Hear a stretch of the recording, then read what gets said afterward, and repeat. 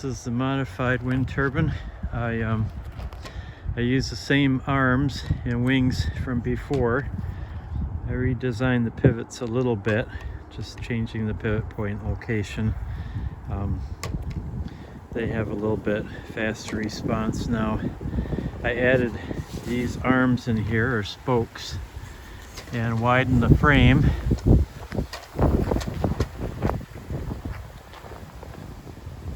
So I'm hoping, well, before the pivot period of those pendulum wings was kind of slow compared to the rotation.